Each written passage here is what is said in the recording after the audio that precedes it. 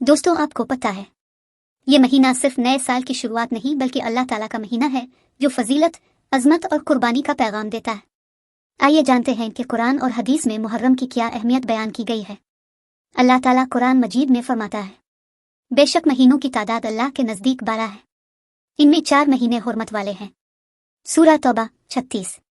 उन 4 महीनों में से एक है मान मुहर्रम, उसे यानी अल्लाह का महीना कहा गया है। हदीस से फजीलत, नबी करीम ने फरमाया, रमज़ान के बाद सबसे अफजल रोज़े अल्लाह के महीने मुहर्रम के हैं। सही मुस्लिम 1163। ख़ास तौर पर 10 मुहर्रम यानी आशूरा का रोज़ा रखने की बड़ी फजीलत है। नबी ने फरमाया, आशूरा के दिन का रोज़ा पिछले साल के गुनाहों का कफ़ारा बन जाता है। सही मुस्लिम। आशूरा का रोज़ा रखने की 8 हैरत अंगेज़ वजूहात। 1. इस दिन का रोज़ा हमें 1 साल की मग़फ़िरत दिलाएगा, पिछले साल के गुनाह मुआफ़ हो जाएंगे। तिर्मिज़ी। 2. हमारे रूल मॉडल हज़रत मोहम्मद इस दिन का रोज़ा रखने और रमज़ान के रोज़ों के बारे में बहुत मुतवज्जे थे। बुखारी। 3. मूसा अलैहिस्सलाम ने आशूरा के दिन अल्लाह के शुक्राने के तौर पर रोज़ा रखा था क्योंकि अल्लाह ने मूसा अलैहिस्सलाम और उनके लोगों को नजात दी और फ़िरौन और उसके लोगों को गर्क किया। बुखारी और मुस्लिम। 4. रोज़ादार की दुआ रद्द नहीं की जाएगी। अल-सिलसिला अल-सहा। 5. जो शख्स अल्लाह की रज़ा के लिए एक दिन का रोज़ा रखता है, अल्लाह इसके चेहरे को जहन्नम से 70 साल की मुसाफत तक दूर कर देगा। मुस्लिम। 6.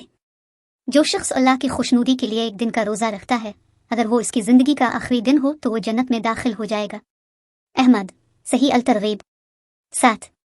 क़यामत के दिन रोज़ा कहेगा, ए रब, मैंने इसे दिन के दौरान उसके खाने और जिस्मानी ख्वाहिशात से रोका, लिहाजा मेरी सिफारिश कबूल कर। मसनद अहमद। 8. हिफ्सा रज़ी अल्लाह अन्हा, रसूल अल्लाह की बीवी, बयान करती हैं, रसूल अल्लाह ने 4 चीज़ें कभी नहीं छोड़ी। आशूरा के दिन का रोज़ा, अरफा के दिन का रोज़ा, हर महीने के 3 दिनों का रोज़ा और फजर की संत नमाज का वक्त पर अदा करना। मुस्लिम। अल्लाह ताला हमें हर साल आशूरा के दिन का रोज़ा रखने की तौफीक अता फरमाए। वाक़या करबला। 10 मुहर्रम का दिन एक तारीख़ी दिन है।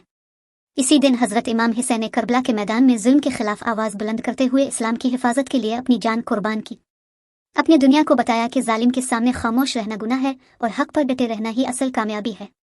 करबला हमें सिखाता है, सच्चाई पर डटे रहो, जुल्म के आगे ना झुको, कुर्बानी से मत घबराओ। मान मुहर्रम हमें सब्र, रोज़े, इबादत और कुर्बानी का दर्स देता है। हमें चाहिए कि हम इस माह को सिर्फ गम का महीना न समझें बल्कि उसे इबादत, तक़वा और सबक हासिल करने का महीना बनाएं। अल्लाह हमें हक की पहचान दे और इमाम हुसैन की कुर्बानी से सबक लेने की तौफीक अता फरमाए। आमीन।